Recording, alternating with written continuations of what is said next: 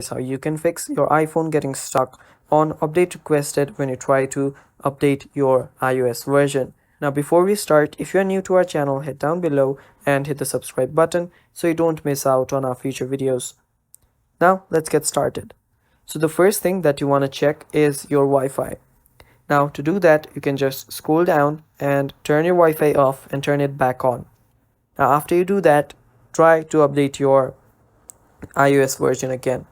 But if it does not work and it still gets stuck on update request, what you'll have to do is open up your settings and go to general and check your iPhone storage.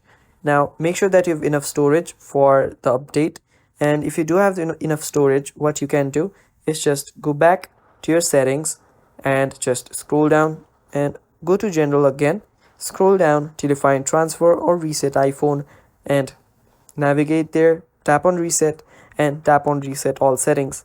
Now this will reset your entire iPhone, but it will have your data backed up. So just reset your iPhone and to update it again, and your problem will get fixed. And that is all for the video too.